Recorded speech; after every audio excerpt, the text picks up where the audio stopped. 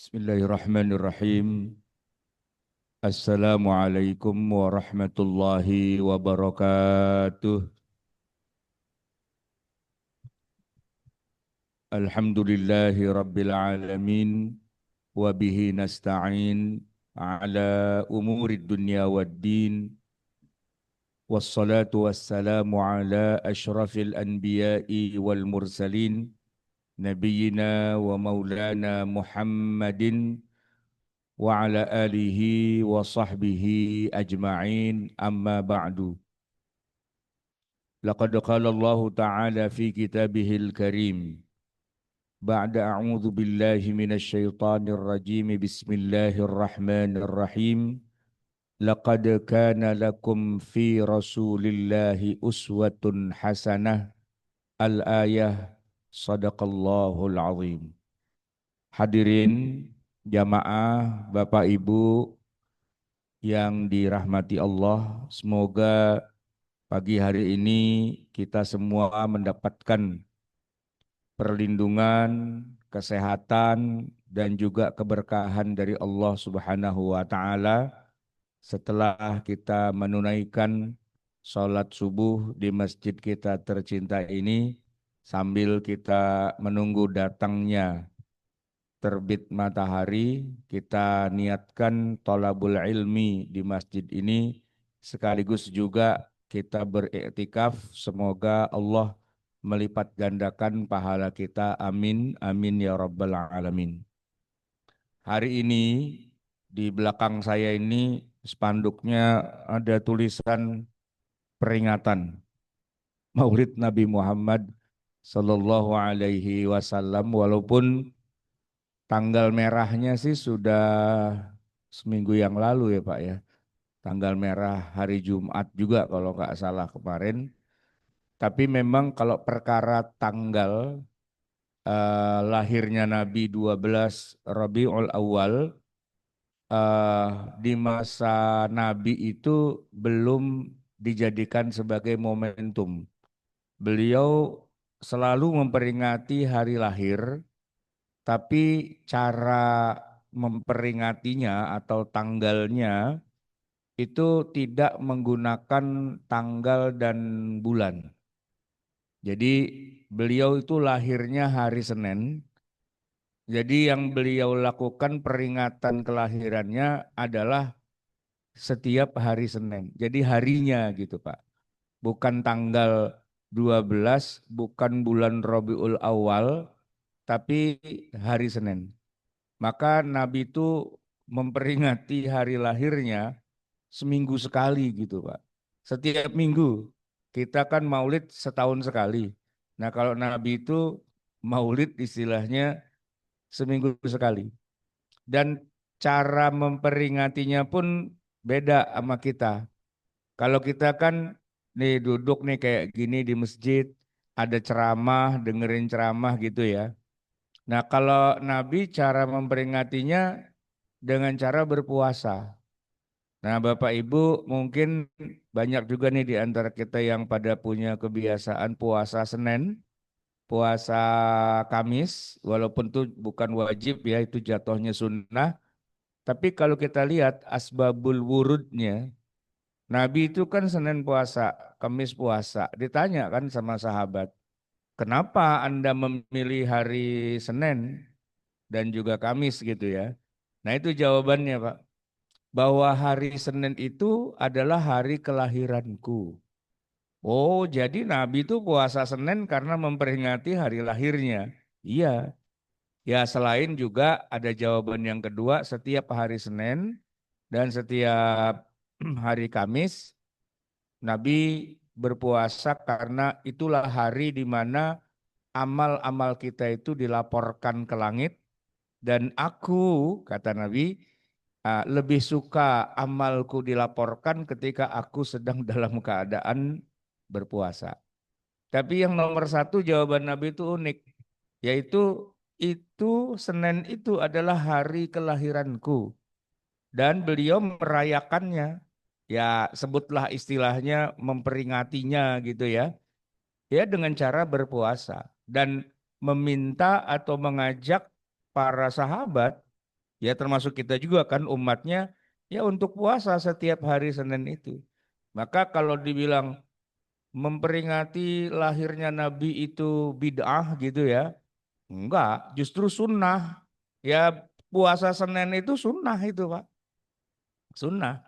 Tidak wajib sih ya, sunnah. Mau puasa ya dapat pahala, enggak puasa enggak apa-apa. Tapi Nabi sendiri dan para sahabat prakteknya setiap hari Senin itu rata-rata mereka berpuasa dalam rangka apa? Ya dalam rangka hari lahirnya Nabi. Bahkan dalam beberapa riwayat disebutkan, konon katanya pamannya Nabi yang bernama Abu Lahab, ini paman yang kafir sebenarnya, matinya dalam keadaan sebagai orang musyrik, ya pastinya masuk neraka gitu. Tapi riwayat itu menyebutkan bahwa bahkan orang kafir saja selevel Abu Lahab itu yang matinya dalam keadaan kafir dan keadaannya di dalam neraka, setiap hari Senin apinya dikecilin gitu. Apinya dikecilin. Ya panas sih tetap neraka ya kan. Tapi rada ya ringanan dikit gitu. Ya Bu ya. Ibu kalau masak apinya dikecilin kan ya empuk jadinya gitu kan. Kagak gosong tapi empuk. Ya Abu Lahab kira-kira ya empuk juga dagingnya gitu Bu karena apinya dikecilin.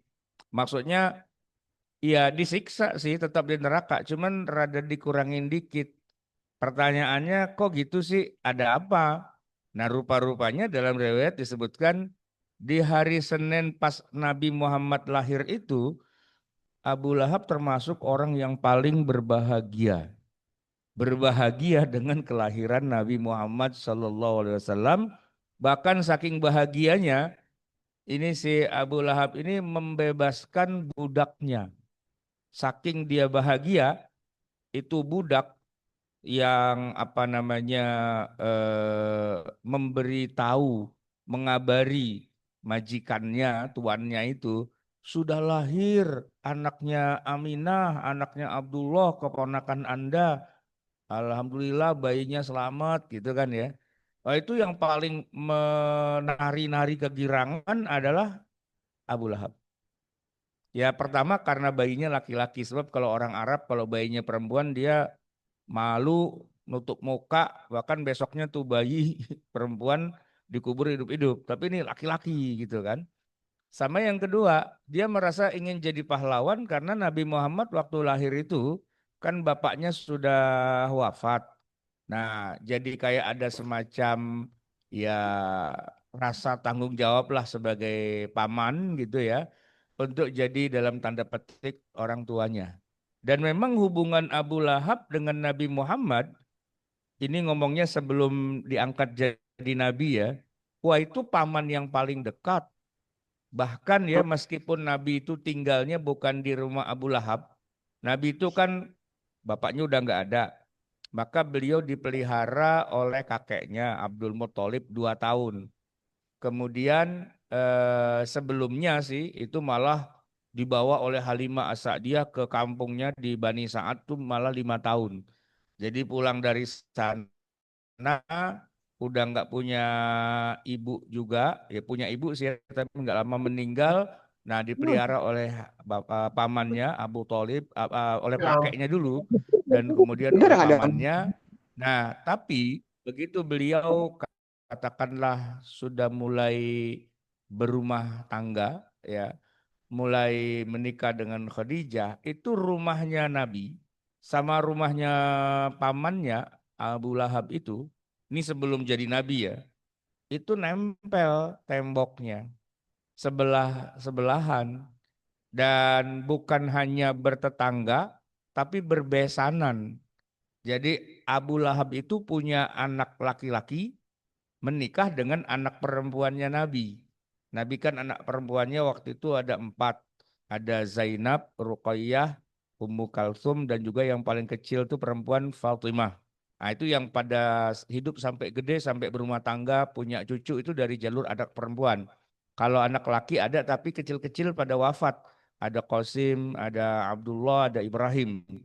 Nah, anaknya Nabi yang bernama Ruqayyah itu dinikahi oleh anaknya Abu Lahab. Bahkan nggak cukup sekali berbesanannya, malah 2 kali. Karena adiknya Ruqayyah namanya Ummu Kalsum itu dinikahi juga oleh anaknya yang satu lagi. Jadi tuh Nabi ya, pertama hubungannya dengan Abu Lahab tuh pertama paman. Abu Lahab orang yang merasa bertanggung jawab lah terhadap kelahiran Nabi Muhammad.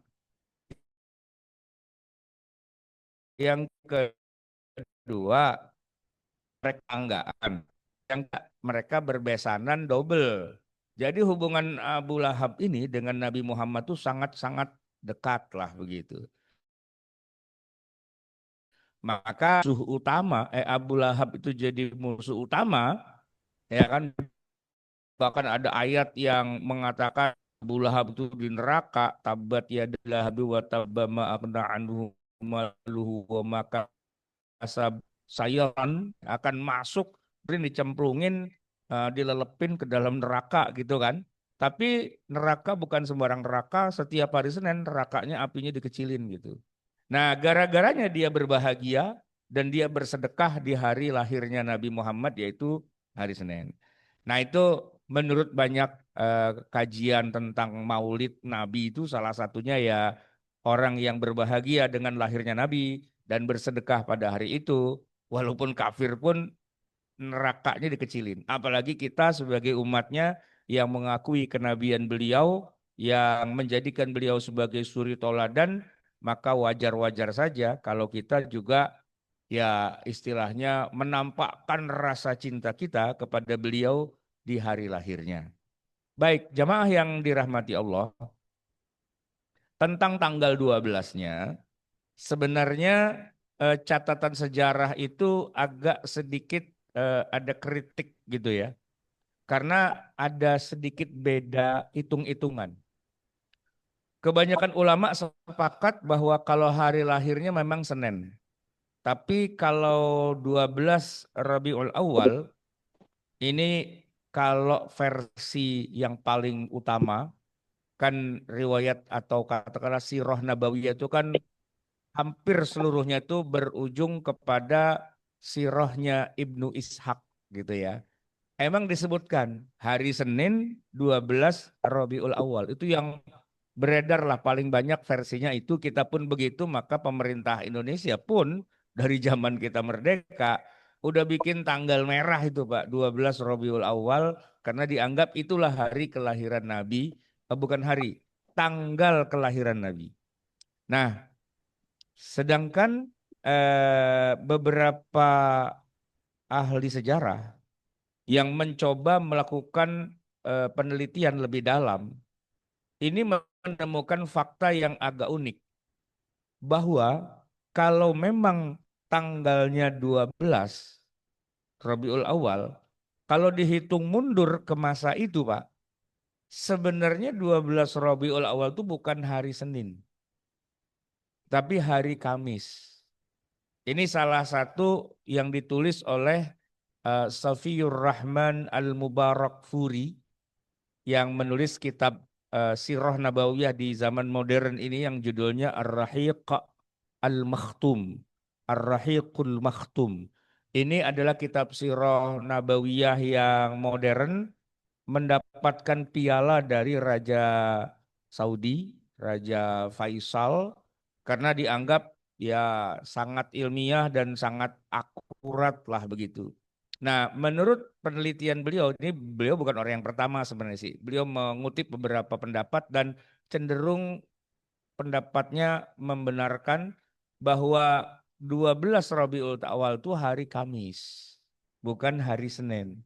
Kalau hari Senin berarti bukan 12, mundur aja Pak.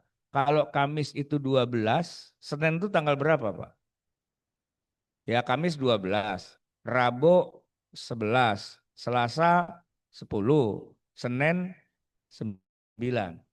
Nah mau pakai yang mana? Kalau pakai 12 itu bukan Senin. Kalau pakai Senin itu 9. Nah kalau diadu nih Pak, diadu gitu ya. Bahwa Nabi lahir hari Senin, hadisnya pada sohih itu. Cuman kalau tanggal 12 itu nggak ada hadisnya. Maksudnya Nabi sendiri beliau tidak pernah bilang saya lahir tanggal 12. Nggak gitu. Tapi saya lahir hari Senin gitu. Nah, itu perdebatan para sejarawan lah ya. Buat kita mau Senin kayak mau 12 bodo amat. Lah buktinya kita hari ini hari Jumat, Pak. Ya kan tanggalnya udah tahu kemana. 12 Rabiul Awal udah seminggu yang lalu. Ya kan, kayak kalau 12 tambah 7 jadi kan udah tanggal berapa? Udah. Dan lebih parah lagi Pak, orang Betawi. Orang Betawi itu kalau bikin maulid ya malam Jumat dia maulid Pak gitu ya kan. Anaknya lahir maulid, pindah rumah maulid, apa juga pakai maulid gitu kan. Bodoh amat gitu. Bahkan maulid sudah berubah bergeser, bacanya bukan maulid, maulud gitu. Lama-lama jadi mulut, lama-lama jadi mulutan. Ya karena yang jadi pentingnya adalah konsumsinya gitu ya. Nah, itu anunya lah ceritanya. Nah, jemaah sekalian, ada apa kita itu disuruh ya istilah kata memperingati hari lahir rata-rata ya karena kan kita cinta gitu ya kepada Nabi.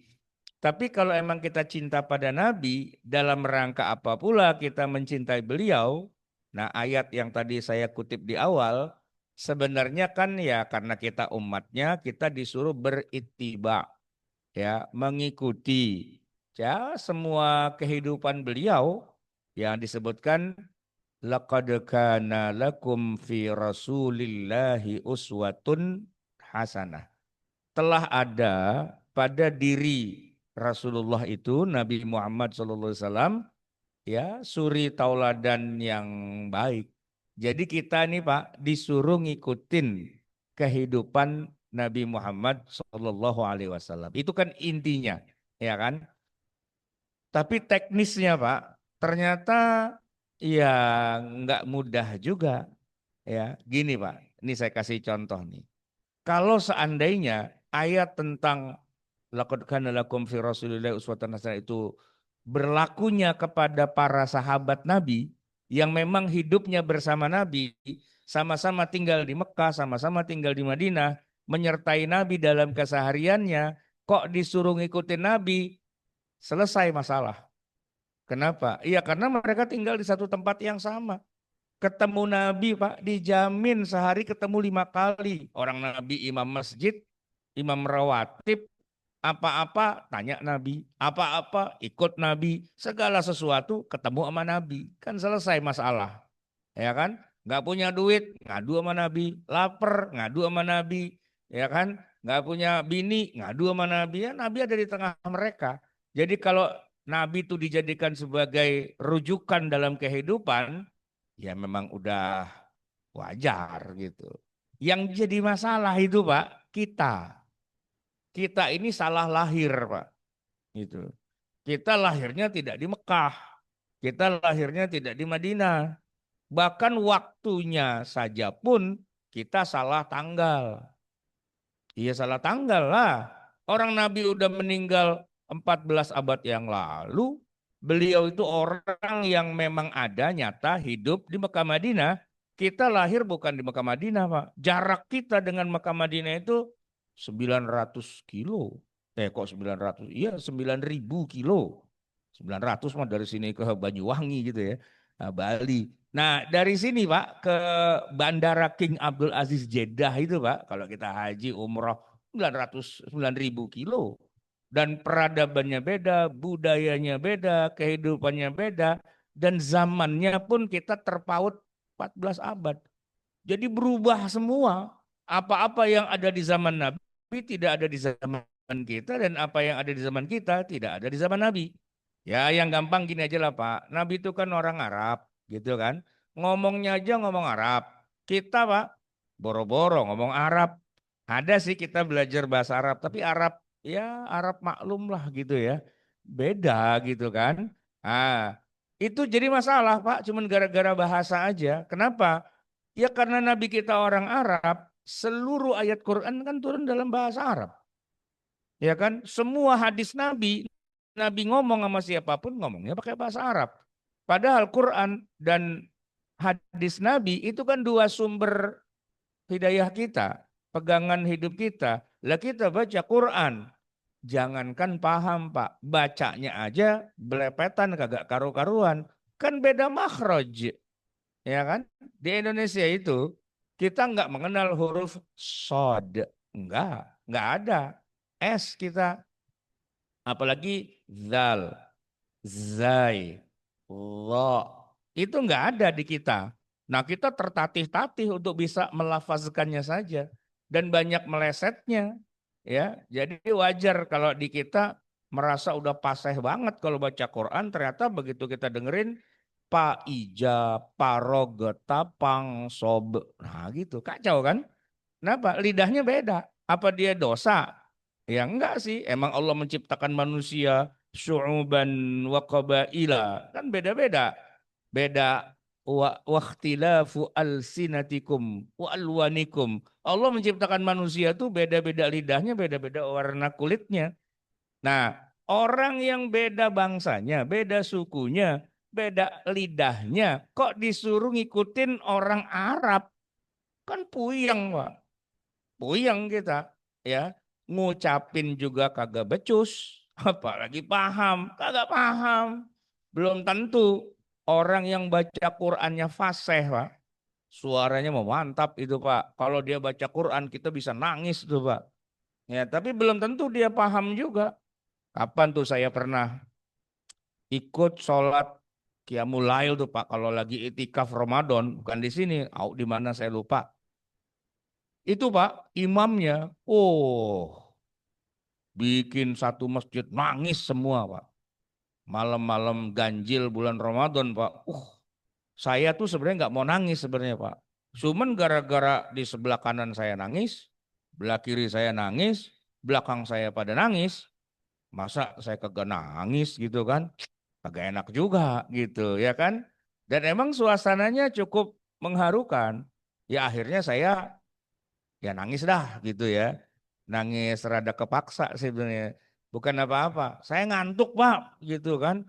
Nah, ngantuk tapi imam bikin nangis orang jadi saya ikut nangis juga. Itu Qiyamul Lail tuh Pak. Ya menjelang sholat witir gitu. Nah, habis itu kan kemudian sahur ya kan. Makanan tuh disiapin gitu. Tuh muka pada sembab itu Pak. Nah saya karena saya yang ceramah, saya duduknya dekat si imam tadi itu. Saya bilang, wah Ustadz, suara antum luar biasa. Orang pada nangis semua. Itu ayat sangat menyentuh hati. Cuman saya mau nanya nih Pak Ustadz. Itu ayat tentang apa ya tadi ya sampai nangis-nangis begitu kita? Apa jawabannya yang jadi imam itu? Tahu, mana gua tahu. Tugas saya baca doang, sama dinangis-nangisin. Nah, udah pada nangis sudah berhasil, tapi jangan tanya isinya apaan, saya juga kagak tahu. Antum lah yang lebih tahu katanya. Justru saya mau nanya kenapa kita nangis. Jadi dari tadi kita nangis-nangis nggak tahu nih ceritanya tentang apa. Kagak, dia bilang gitu. Kagak tahu gitu. Lah ini bagaimana ceritanya? Baca Quran nangis-nangis ditanya apaan tahu jawabannya. Ya itu Pak. Ya kita bukan orang Arab. Quran dibaca, yang bikin kita nangis suara koriknya. Ya emang dibacanya Pak, disengajain. Walam yakul lahu kufuwan ahad. Nah gitu kan. Ya kita jadi nangis juga. Tahu isinya apa, non dia nangis doang gitu kan. Nah itu Pak. Jadi ya problem kita adalah problem bahasa. Ya kita disuruh ikutin Nabi, bahasanya juga gak paham. Gimana kita ngikutin caranya kan gitu ya. Yang kedua, Pak, beliau kan orang Arab nih ya, yang hidupnya di zaman itu, Pak. Nah, orang Arab hari ini, orang Mekah nih, orang Madinah, itu aja kalau baca sejarah Nabi, dia rada mesam-mesem dikit. Kenapa? Bayangin, Pak. Nabi itu makanannya yang sebagaimana orang Madinah ya, itu pagi makan 7 butir kurma. Karena ada hadisnya. Siapa yang pagi hari makan 7 butir kurma, kurmanya kurma ajwah gitu kan. Dia akan dilindungi dari setan bla bla bla gitu kan. Jadi memang salah satu budaya di zaman itu, kalau makan sih mereka umumnya roti.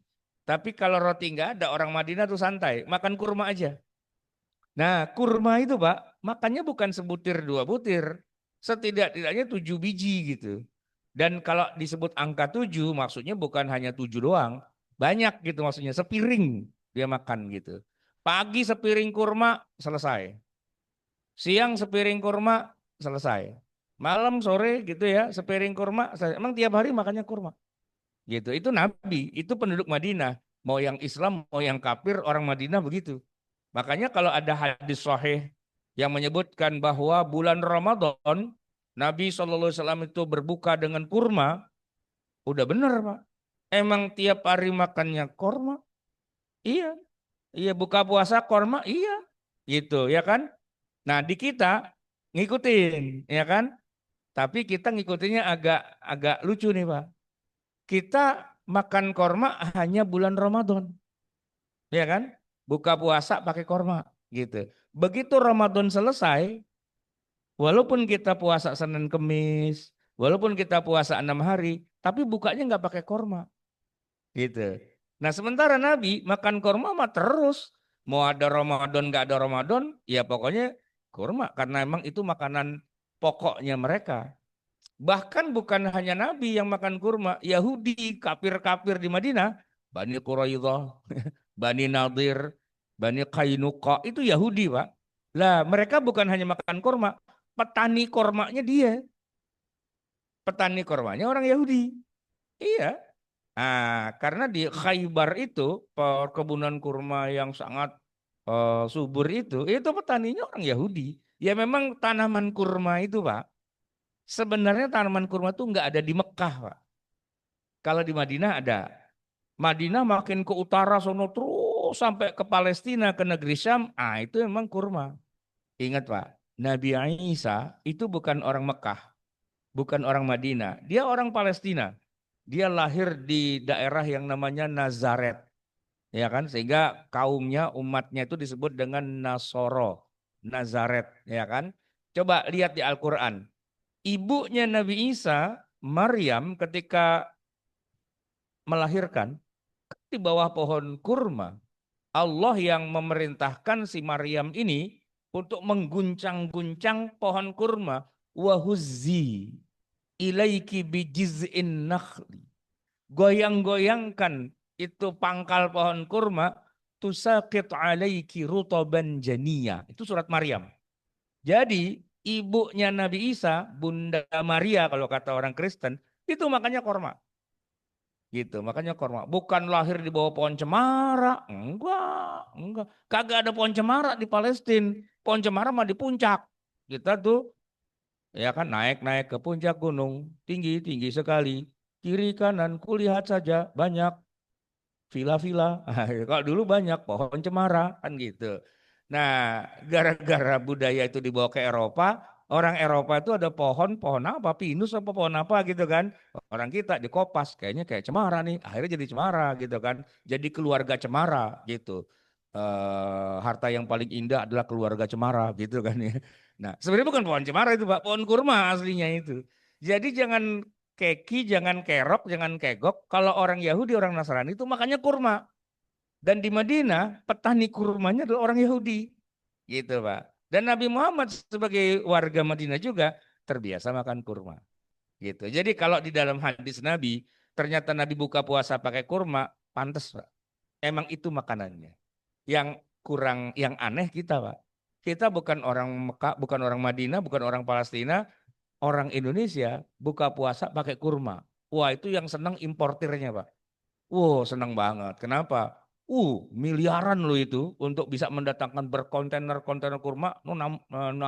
Apa di Tanjung Priok itu kapal-kapal importir itu dan kapalnya kapal Cina sebenarnya gitu dan importirnya orang Cina juga di Indonesia gitu. Mereka nggak puasa, orang bukan orang Islam kan. Nah, orang Islamnya yang pada puasa kudu makan kurma. Ya walaupun kita sadar Pak, kurma itu tidak wajib. Buka puasa tuh sunnah Pak kurma. Yang wajib itu gorengan, ya kan? Orang kita yang wajib gorengan. Kalau puasa, kalau kurma mah sunnah gitu ya. Nah kita Pak bisa saja kalau mau ya, coba aja Pak, kalau mau ya, buka puasa hanya pakai kurma saja kayak Nabi. Bukan cuma 1 2 biji, bukan cuma gelik-gelikin perut, tapi makan 1 piring itu bisa. Ada paman saya begitu Pak. Kalau udah masuk Ramadan, sahur sepiring kurma, buka sepiring kurma, sepanjang Ramadan hanya makan kurma. Ya kayak Nabi lah gitu kira-kira. Ya kan? Nah cuman saya coba gitu Pak, habis makan kurma sepiring ditanya, udah makan belum? Belum. Kenapa? Di otak saya kalau cuman korma itu baru cemilan, ya kan? Belum yang makan bener. Jadi kalau kita buka puasa makan korma nih gitu kan, sunnah Nabi iya. Habis gitu kita nyari nyari nasi Padang, Pak, ya kan? Nyari nasi kebuli, nyari nasi uduk dan sebagainya. Jadi ya sunnah juga sih, tapi cuman buat formalitas. Istilahnya buat geli-geliin perut doang makan korma. Nah kalau Nabi makan korma, emang itu makanannya, ya kan? Habis makan korma tuh Nabi apa nyari nasi? Kagak. Orang Nabi kagak makan nasi. Di zaman Nabi mana ada nasi gitu nggak ada, ya kan? Baik, Nabi juga sebagai orang Arab. Nah, ini orang Arab sekarang masih sama, ya. Kalau orang Arab makan korma, sekarang makan korma, tapi dia tetap makan nasi, dia makan roti. Tapi kalau yang satu ini, Pak, makan kambing itu budaya. Budaya orang Arab makan kambing. Dan kalau dibilang makan kambing, ya kambing. Beda sama kita. Kita makan kambing diketawain sama orang Arab. Lu makan kambing, lu makan nasi gitu. Banyakan nasinya daripada kambingnya. Gitu, Pak. Ya kan? Nih saya mau cerita nih. Anak saya lahiran di rumah sakit Jalan Tambak tuh, Pak. Manggarai Kesonoan itu kan ada rumah sakit RSIA, Rumah Sakit Ibu Anak Jalan Tambak. Nah, setiap periksa saya mampir di samping itu ada restoran Arab. Namanya restoran Hadramaut. Ya gaya Arab lah gitu. Enak juga sih makanan di situ. Sampai akhirnya terbetik ide. Ah, kalau anak kita lahir nih, akikah di sini aja gitu. Biar ya beda dikit lah. Lagian nggak repot di rumah gitu kan. Saya tanya tuh, ini bisa nyembelih akikah nggak di sini gitu. Bisa. Ketemu aja sama bos katanya. Begitu saya ketemu bosnya orang Arab, nggak bisa bahasa Indonesia, bisa dikit-dikit gitu kan. Dia bilang eh, bagi-bagi ke sini katanya gitu. Saya bilang bagi-bagi, nggak pagi-pagi. Oh dia P itu jadi B, bagi-bagi ke sini katanya gitu. Apa? Itu sembelih, sembelih dia bilang. Oh iya, saya nyembelihnya pagi Pak, kan anak laki ya 2 ekor gitu. Sore suruh datang tuh keluarga tamu-tamu gitu kan, makan daging akikah. Datang nih Pak, kita rame-rame kan, saya udah keren banget ngundang di restoran Arab gitu kan. Begitu kita mau makan, kambing doang 2 biji Pak. Nasinya kagak ada gitu. Saya bilang, Wan, ini nasinya mana gitu. Dia bilang, Rasulullah itu kalau akikah, beliau menyembelih 2 ekor kambing dan memakan kambing itu. Tidak ada tambahan nasinya, dia bilang gitu. Ya itu kan Rasulullah. Nah kita perut-perut Melayu. Masa makan kambing doang lu kata kucing gitu. Ya kita mesti pakai nasi lah gitu. Ada sih nasinya cuman dikit doang gitu kan. Ya kalau mau nasi ada, beli lagi katanya gitu. Wah sialan nih orang satu nih gitu. Kerjain kita sama dia. Kambing 2 Pak, betongkrang di situ. Nah, dia bilang gini, kami orang Arab, kalau yang namanya akikah, satu kambing tuh yang makan 4 orang aja. Karena satu paha, satu orang. Orang Arab makan sate Pak, 1 biji gitu. Penghinaan dia bilang gitu. Iya, kalau kita makan satu paha sendirian, nggak bergerak Pak begini langsung gitu kan. Langsung stroke gitu kan. Langsung darah tinggi naik dan sebagainya. Kan beda beda perut, beda budaya. Orang Arab makan kambing Pak. Oh itu satu paha sendirian biasa-biasa aja dia. Emang udah dari kecilnya diempanin begituan kali itu ya. Santai kita makan kambing sate 2 tusuk kagak bergerak setelah itu. Nah kan beda perut itu Pak, ya kan? Nah apakah kita disuruh ikutin sunnah Nabi makan kambing tiap hari gitu? Ya kan bukan bagian perkambingannya, ya kan? Apalagi kalau kita baca cerita bahwa Nabi itu di zaman dulu, beliau kan waktu kecil penggembala kambing kan. Dan salah satu penghasilan rumah tangga di Mekah itu kan karena piara kambing. Kenapa? Selain kambingnya bisa dipotong dimakan, susunya, Pak. Jadi budaya orang Arab itu selalu minum susu, susu kambing yang diperes dan diminum apa adanya masih mentah begitu. Jadi kalau misalnya ada tamu nih, ada tamu ya datang ke rumah, susu udah pasti, Pak. Jadi bentar ya, tungguin. Dia ke belakang, kambingnya diperes-peresin dulu tuh Pak. Dalam satu ember. Nah sama ember-embernya taruh di tengah itu. Ya kan, di tengah perjamuan.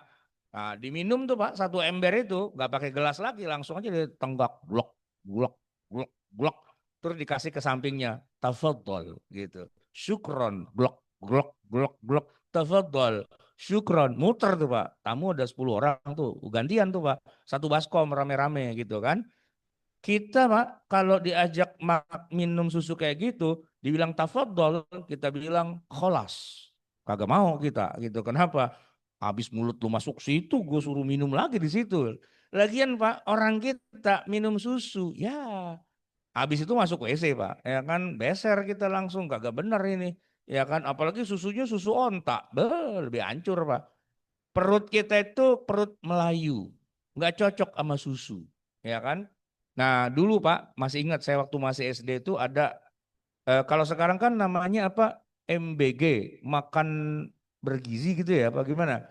Zaman dulu Pak, 4 sehat 5 sempurna. Bu, masih ingat nggak? 4 sehat 5 sempurna. 5 sempurnanya itu apa? Susu kan? Tapi sekarang udah nggak ada tuh. Itu jargon atau ungkapan 4 sehat 5 sempurna udah nggak ada. Kita udah nggak disuruh minum susu. Kenapa? Kagak cocok. Nah, saya curiga jangan-jangan 4 sehat 5 sempurna itu dari Belanda. Ya, orang Belanda minum susu, Pak. Makanya rumah saya nih, Pak, di Kuningan. Zaman dulu, Pak, Kuningan itu tempat orang piara sapi. Ya, dari sapi itu diperes susunya. Susunya itu minumannya orang Belanda. Orang Belandanya tinggalnya tuh di daerah Menteng. Menteng tuh Pak, Cendana dan sebagainya itu villa-villanya orang Belanda. Kotanya sih di Jakarta Kota sono, di Beos, ya kan. Nah rumah-rumah peristirahatan Belandanya itu puncak lah gitu kira-kira zaman kita, villanya itu di Menteng. Nah mereka tiap hari minum susu. Nah yang suruh miara susu, orang di kampung saya. Maka daerah saya tuh penghasil susu. Sekarang udah kagak ada, pindah ke Pondok Rangon gitu ya. Nah Belanda minum susu Pak, tiap hari. Kita minum susu, enak Pak gitu. Langsung uwe. Anak saya yang kedua itu ya, kecil masih bayi emang minum susu sih. Tapi begitu dia udah bisa lari nih, udah jalan gitu, umur 2 tahun udah gesit, itu punya masalah dengan perutnya, diare, diare, diare. Saya bilang, dokter nih, saya bilang, dok, salah makan apa nih anak gitu. Kata dokternya, tenang Pak. Masih minum susu dia? Iya. Nah, Bapak kurangin susunya, ganti aja sama teh apa-apa segala macam. Seminggu kesini lagi. Bener Pak, seminggu udah sembuh itu. Saya tanya, kenapa? Anak bapak anak Melayu, dia bilang gitu. Susu cocok buat bayi. Begitu dia udah mulai gede, perutnya udah nggak cocok sama susu. Sekarang udah nggak minum susu kan? Nah, udah nggak diare lagi gitu. Jadi ya ketahuan anak orang mana kalau Melayu Pak dikasih susu, mencret dia gitu, ya kan? Ya kita gitu juga. Susu ya ya susu Indomelek Pak, bukan susu itu, gula aja gitu dengan rasa susu. Kalau susu beneran, susu sapi beneran, susu kambing itu nggak masuk di kita, gitu kan? Pertanyaannya, kalau Nabi tiap hari minum susu kambing, wajib nggak kita minum susu kayak Nabi? Nah, itu kan jadi pertanyaan. Ini jadi problem. Kenapa? Katanya Nabi adalah uswatun hasanah. Tapi Nabi makan korma, kita makan cemilan. Korma sebagai cemilan. Nabi tiap hari minum susu, pagi sore kita mau minum, ya minumnya beda gitu. Kita minumannya nggak sesuai dengan apa yang diminum oleh Nabi. Bahkan kalau Nabi itu disebutkan makan itu tidak pakai sendok, tidak pakai garpu, pakai 3 jari. Kan ada hadisnya itu kan. Itu memang sesuai dengan apa yang dimakan. Kan Nabi makan kambing. Dagingnya dikopet pakai 3 jari, dikunyah 33 kali. Ya memang itu sunnah Nabi beneran gitu ya kan. Kita gimana ya? Kita pengen pakai 3 jari, makanannya Indomie. Kan susah Pak. Ya gimana makannya gitu kan. Bubur ayam pakai 3 jari, kan susah itu. Nah, maka kayak gitu-gitu tuh budaya yang ada di Arab, apakah itu bagian dari agama Islam yang mana kita harus kayak Nabi, ngomong Arab, makan Arab, dan kemudian minumnya Arab, gaya makannya gaya Arab, apakah harus kayak gitu? Itu yang jadi sebuah kritik pertanyaan mendasar. Nah, belum lagi Nabi berbudaya Arab itu, Pak. Ya, kemana-mana kan dia pakai baju panjang nih, kemudian saya nih, pakai gamis gitu kan, pakai sorban gitu. Kemana-mana bawa tongkat. Nabi Orang Arab, Pak. Begitu di usia senja sedikit, itu kemana-mana bawa tongkat. Itu budaya, Pak. Budaya. Nabi ke kebun kurma bawa tongkat. Nabi ke pasar bawa tongkat. Perang bawa tongkat. Ke masjid, Pak, setiap hari sholat itu bawa tongkat. Bahkan ketika Nabi di atas mimbar lagi khutbah Jumat, itu rekamannya ada. Bahwa ketika Nabi khutbah Jumat, beliau berpegangan pada tongkatnya. Ya memang itu budaya beliau, ya kan? Nah kita gimana? Tergantung Pak. Di beberapa masjid itu disediain tongkat. Saya nggak tahu kalau di sini ada tongkat atau enggak. Ada nggak? Nggak ada ya. Nah tapi masjid dekat rumah saya tuh ada tongkatnya. Saya khutbah di situ, di briefing dulu sebelumnya Pak Ustadz.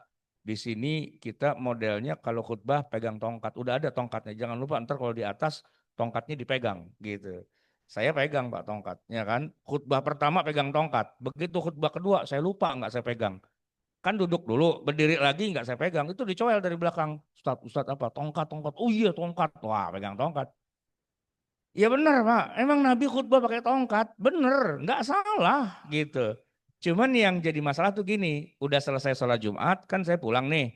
Nah, saya pulang tongkatnya saya bawa. Itu diomelin sama pengurus gitu. Tat, amplop bawa pulang nggak apa-apa, tongkat balikin katanya. Kenapa?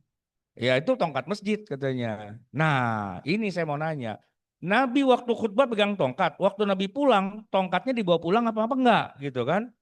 Ya dibawa sih. Nah, itu sunnah gitu. Tongkatnya bawa pulang. Masa suruh balikin? Misalnya nih, misal kata Nabi udah selesai sholat Jumat nih. Pas pulang, nah tongkat saya mana? Wah ketinggalan di masjid. Dia balik lagi Pak. Ngambil tongkat dia. Ya kan gitu. Nah saya cuma baru bawa tongkat baru sini doang suruh balikin. Nggak sesuai sunnah saya bilang gitu. Ya gimana jadinya Pak? Ini urusan tongkat, urusan syariat apa urusan adat nih gitu kan. Nah rupanya Nabi hidup di zaman itu ya beliau sebagai nabi pembawa syariat, tapi beliau juga nggak bisa dilepaskan dari adat budaya lokal beliau. Ya pegang tongkat, mau bilang apa? Kan gitu ya. Belum kalau Nabi, mohon maaf nih, agak jorok. Di zaman itu Pak, kan belum ada WC di dalam rumah. Belum ada WC dalam rumah. Jadi orang, mohon maaf, kalau buang hajat itu Pak, itu harus keluar rumah. Bahkan bukan di depan rumah, ya. Kalau orang Betawi zaman dulu Pak, Bapak nonton film Sidul dah. Sidul itu rumahnya itu kan miskin tuh orang Betawi gitu ya. Itu kalau dia mau mandi, dia mau buang hajat, mau nongkrong itu kan di belakang rumahnya dia jalan dulu, ntar ada sumur, ntar ada jamban di situ kan. Jadi di luar rumah gitu, bukan di dalam rumah. Tapi kan masih di halaman rumah ya. Nah kalau Nabi itu bukan di halaman rumah, karena nggak ada jambannya juga, keluar ke padang pasir. Nah gitu. Jadi buang hajatnya tuh di padang pasir. Dan memang selalunya malam. Kenapa malam? Karena kalau siang malu sama onta. Kalau onta lewat, ye ngapain lu? Gitu kan gak enak. Ya kan? Jadi malam. Kalau orang kebelet tuh malam gitu Pak. Ya kan? Aisyah radhiyallahu anha kehilangan kalungnya, ya kan? Gara-gara beliau buang hajat itu malam gitu. Maka ketinggalan rombongan. Jadi buang hajat tuh malam. Kalau siang lu tahanin aja sampai ntar malam baru buang gitu, Pak. Dan kalau itu di mana? Di padang pasir, Pak. Pertanyaannya adalah kalau udah selesai, ceboknya pakai apaan? Jangan bilang pasir, Pak. Gatel itu, ya kan? Pakai batu, ya kan? Pakai batu. Ah, ah. Nah, cuman begini, Pak. Ini pernah kejadian masuk dalam hadis Nabi. eh Nabi mengatakan begini, kalau kamu ingin buang hajat, maka jangan lupa bawa dulu 3 batu sebelum buang hajat. Kenapa disuruh bawa dulu? Karena kalau keburu dibuang tapi belum ada batunya, Pak, nyari batunya susah, kan gelap. Malam kan, tangannya grepek-grepek gitu kan. Batu mana batu, batu mana batu gitu. Nah pernah tuh kejadian, Nabi udah kebelet kali ya, udah selesai mau cebok, batu kagak ada gitu kan. Nah cuman kebetulan ada Anas bin Malik yang jadi asisten beliau, nemenin gitu kan. Nas, batu Nas. Iya sebentar ya Rasul. Anas kan gelap juga, grepek-grepek juga. dapat batu 3 dikasih sama Nabi, tiba-tiba dibuang sama Nabi. Kenapa dibuang ya Rasul? Itu bukan batu, tai ontak udah kelang itu, wah, buyar itu Pak. Ah, gitu. Jadi jamaah sekalian, mohon maaf nih ya, seumur-umur Nabi itu kalau buang hajat ya di gurun pasir. Malam hari ceboknya pakai batu. Pertanyaannya kita sebagai umatnya yang katanya disuruh menjadikan Nabi itu suri teladan. Saya tanya nih jujur Pak, pernah nggak cebok pakai batu? Nggak pernah kan? Pernah nggak buang hajatnya di sono di lapangan? Ya, ini di lapangan kita ada tuh lapangan situ tuh Pak tuh ya, tempat kita sholat id gitu ya. Jajalin Bapak di situ kalau nggak ditangkap satpam gitu kan. Di woi, barangan aja lo kan gitu ya. Nah, ini gimana cara kita menerapkannya pada hari ini? Nah, itu dia Pak yang jadi masalah. Artinya tidak semua kehidupan Nabi itu bisa langsung di copy paste buat kita pakai sekarang. Itu harus ada analisanya. Ah, gitu. Analisanya itu gimana? Nah, itu yang judul kita besar kita, memahami sirah nabawiyah. Jadi sirah faktanya begitu, Pak. Tapi bagaimana kemudian kita mengambil ibrah, mengambil pelajaran, tentu ada pilah dan pilihnya. Tidak semua yang dikerjakan oleh Nabi itu bagian dari syariat Islam. Karena itu bisa jadi budaya. Yang mana budayanya saat itu, ya memang begitulah keadaannya. Dan tidak harus kita abadikan budaya itu ke zaman kita sekarang. Contoh nih Pak, sewaktu Nabi mendirikan Masjid Nabawi, itu Pak, Masjid Nabawi di masa Nabi itu sangat sederhana. Tidak ada atapnya Pak. Bahkan juga tidak ada lantainya. Jangankan karpet, Pak. Keramik aja nggak ada. Ya tanah begitu. Dan Nabi para sahabat kalau sholat di Masjid Nabawi saat itu, Pak. Sholatnya itu pakai sendal. Pakai sepatu. Kagak dilepas. Kenapa? Karena Nabi ingin berbeda dengan tempat ibadahnya orang Yahudi. Orang Yahudi, Pak, di masa itu, sholat itu, dia kan sholatnya ada juga. Kiblatnya ke Baitul Maqdis. Dulu juga Masjidin Nabawi itu arahnya ke Baitul Maqdis, tapi dipindah jadi ke Mekah gitu kan. Nah orang Yahudi kalau sholat, Pak, sendalnya taruh di luar, dia masuk, itu di dalamnya ada karpet kayak gini. Itu ciri-ciri rumah ibadahnya Yahudi di masa Nabi. Dan Nabi tidak suka meniru-niru gaya ibadah Yahudi, maka Nabi bilang, kamu masuk masjid sendalnya dipakai, sholatnya pakai sendal, gitu Pak. Nah sekarang Pak, kita sholat pakai sendal, apa kita taruh di luar? Taruh di luar kan, kayak Yahudi, gitu, ya kan? Nah ini gimana dong? Kita jadi niru Yahudi dong. Iya, kalau mau sesuai dengan Nabi Pak, sendal dipakai. Jadi Bapak sholat subuh ini sendal pakai semua Pak. Digamparin sama marbot itu. Woi sendal taruh di luar. Ngapain lu pakai-pakai? Sunnah Nabi pala lu gitu kan. Ya karena di masa Nabi kan tanah, bukan karpet. Jadi nih Pak, karpet ini sebenarnya rada-rada bid'ah juga nih Pak sebenarnya nih, ya kan? Nggak sesuai dengan contoh, ya kan? Ya, tapi gini Pak, pertanyaannya sekarang, coba Bapak cari di mana di Indonesia ini, bahkan di luar negeri sekalipun, masjid yang modelnya kayak Masjid Nabawi di masa Nabi, yang tidak ada karpetnya, tidak ada keramiknya, cuman tanah gitu aja. Coba cari di mana, ada nggak? Cari di mana Pak? Nggak ada. Coba cari semua masjid. Ya sejelek-jeleknya masjid pakai tikar Pak. Tikar pandan gitu-gitu kan. Iya pasti ada alasnya gitu. Dan itu nggak sesuai dengan masjid di masa Nabi. Tapi kemarin Pak saya sempat ketemu satu masjid daerah Bojong, daerah mana gitu Pak. Itu sesuai banget dengan masjid di masa Nabi. Tidak ada atapnya, tidak ada karpet dan sebagainya, cuma tanah doang. Masjid mangkrak belum jadi Pak. Gitu. Saya karena pengen sholat, akhirnya saya sholat di situ Pak. Ya kan? Begitu selesai sholat, ada nih pengurusnya bilang, Pak ada kotak amal silahkan gitu. Oh iya, tadinya Pak saya mau masukin duit ke kotak amal. Tapi saya mikir, kalau saya masukin duit di kotak amal, ntar dia beli keramik lagi. Kan nggak sesuai sunnah. Ah kagak jadi gitu. Udah Pak, pertahankan aja seperti ini udah sesuai sunnah banget gitu kan. Ah yang benar katanya, ya nggak percaya. Saya ceritain di masa Nabi kayak gitu. Ini udah sesuai sunnah, udah mangkrak aja begini cakep gitu kan. Nah itu yang sangat sesuai sunnah itu adalah masjid-masjid mangkrak yang belum jadi gitu Pak. Nah maka masjid kita ini kalau mau sesuai sunnah Pak, kita bongkar nih Pak atasnya itu semua gitu kita bongkar sesuai dengan sunnah Nabi gitu kan. Maka renovasi masjid tuh bid'ah Pak sebenarnya gitu ya. Ah, kalau mau rusakin aja gitu biar apa? Biar kayak di zaman Nabi lah gitu kan. Saya punya banyak teman Pak Ustadz juga dan dia dikit-dikit sunnah, dikit-dikit sunnah. Suatu ketika saya datang ke rumahnya ada masjidnya, ada karpetnya. Saya bilang bid'ah nih karpet angkat, nggak sesuai ini dengan sunnah, ya kan? Ada menara, ada kubah, bid'ah gitu loh. Kenapa? Di masa Nabi masjid tuh nggak pakai karpet dan sholatnya pakai sendal, pakai sepatu. Gimana kalau ada najisnya? Ya dilepas. Tapi ngelepasnya bukan di luar, ngelepasnya di dalam. Pernah kan Nabi itu lagi sholat tiba-tiba ngelepas sendal gitu Pak. Dan para sahabat sebagai makmum melihat imam buka sendal, pada buka sendal. Ya kan Nabi bilang, kenapa buka sendal? Ya imamnya buka sendal, ya kita buka sendal. Oh enggak, tadi itu saya lagi sholat, tiba-tiba Jibril bisikin, di bawah sendalmu itu ada najisnya, maka saya lepas. Oh gitu, makanya besok-besok kalian kalau mau sholat, di luar sendalnya dikeset-kesetin dulu di tanah. Periksa gitu kalau ada najisnya. Kalau udah selesai, masuk masjid pakai sendal. Dan sholatlah pakai sendal. Pak, kalau kita mau seperti sunnah Nabi yang asli itu Pak, sholat kita pakai sendal. Nah, sholat nggak pakai sendal tuh kayak Yahudi, Pak, gitu.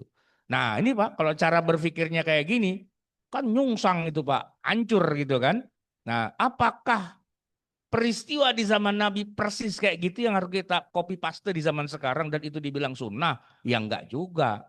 Udah lama enggak minum obat. Itu masalah Pak, gitu. Maka tidak semua realitas di zaman Nabi itu begitu saja kita copy paste. Enggak begitu.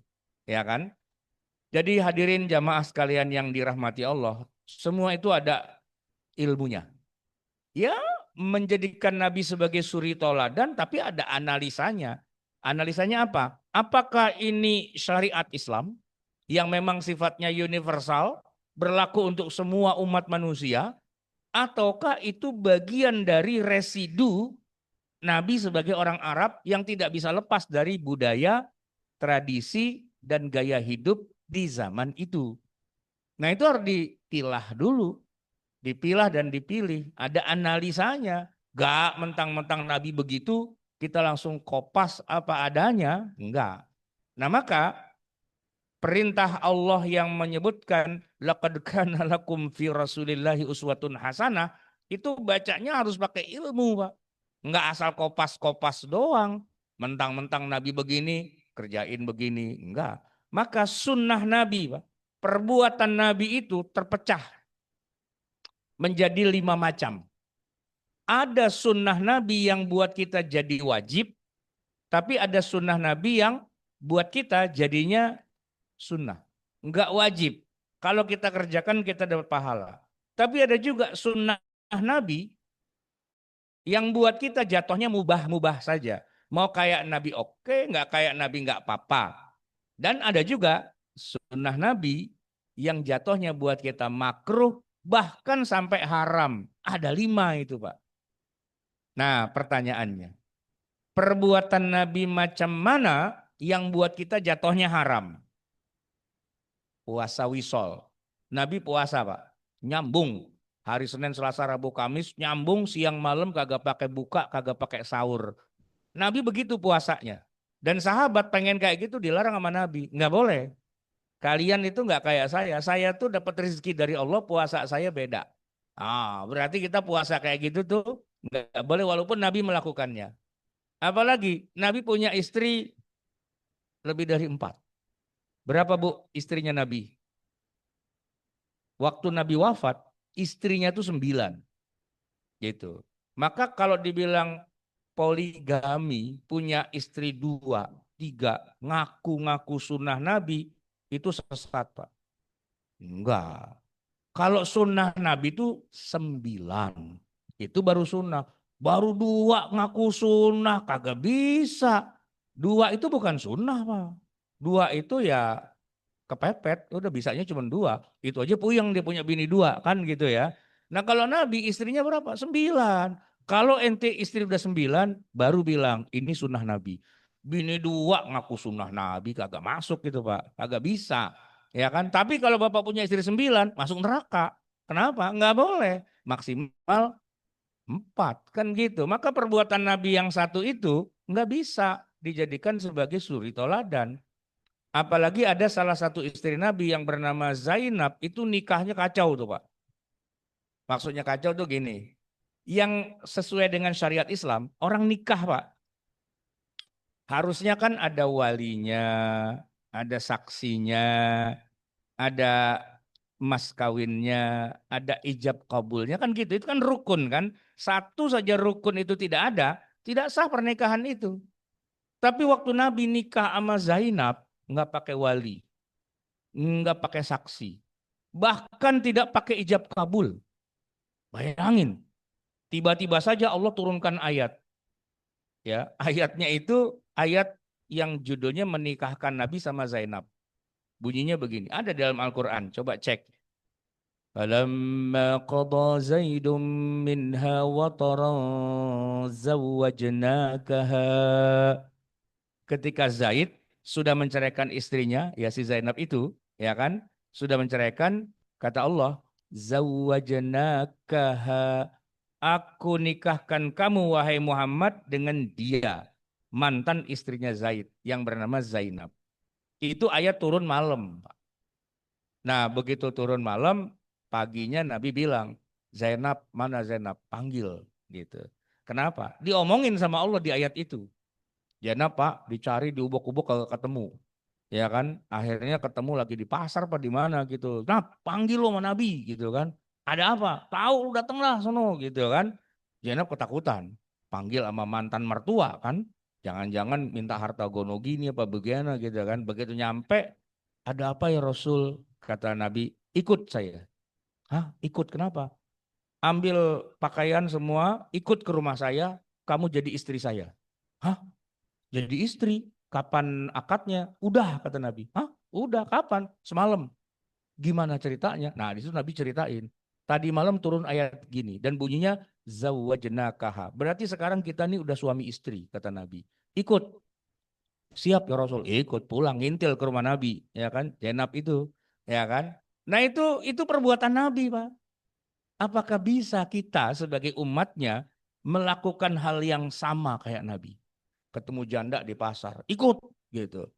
Ya nggak bisa lah. Wah Nabi begitu caranya langsung ikut-ikut aja. Bukan tuh bini orang, woi main ikat-ikut aja. Ya harus ada walinya, ada saksinya, ada semua kan ada ketentuannya. Nah kalau buat Nabi ikut mah nggak apa-apa. Emang Allah yang menikahkan Nabi dengan Zainab gitu. Jadi ada kekhususan kan pada diri Nabi.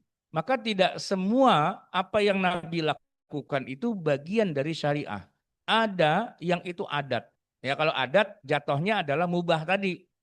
Nabi ngomong pakai bahasa Arab. Kita ya boleh sih ngomong Arab ya, tapi ya Arabnya apa adanya. Kalau kata orang Jawa, Arab pating genah gitu ya. Nggak terlalu paham lah gitu bahasa Arab. Cuman kita wajib ngomong Arab kalau pas lagi sholat. Nah gitu. Itu wajib. Paham nggak paham pokoknya sholat pakai bahasa Arab aja gitu kan. Nah sedangkan di luar sholat kita mau pakai bahasa Jawa, bahasa Sunda, bahasa Padang, Batak dan sebagainya. Ya mubah-mubah saja tidak pakai bahasa Arab. Ya syukur bisa bahasa Arab, ya cakep lah gitu kan. Jadi ada 5 kehidupan Nabi SAW itu buat kita. Ada yang wajib, ya kita sholat 5 waktu tuh perbuatan Nabi wajib. Ya kan, kita puasa Ramadan wajib, haji umroh wajib. Tapi kalau Senin Kemis jatuhnya sunnah gitu kan. Nah jadi ada yang jadi wajib, ada yang jadi sunnah, ada yang jadi mubah makruh bahkan haram. Dianalisa ya kan, dibedain. Oh ini jatuhnya ke sini, ini jatuhnya ke sini. Jadi tidak semua apa yang ada pada diri Nabi itu adalah suri tauladan. Ada juga yang haram bagi kita. Maka kita perlu belajar ilmu tentang memahami sirah nabawiyah. Biar kita tidak salah kaprah. Yang tidak wajib kita paksa-paksain, yang penting malah kita tinggalin, itu namanya keder gitu Pak. Ya kan keder. Dikit-dikit Arab, padahal bukan Arab. Waktu kita sudah habis, semoga bermanfaat. Mohon maaf atas segala kekurangan kesalahan. Hadanallah wa iyyakum ajma'in wal afu minkum. Wassalamualaikum warahmatullahi wabarakatuh.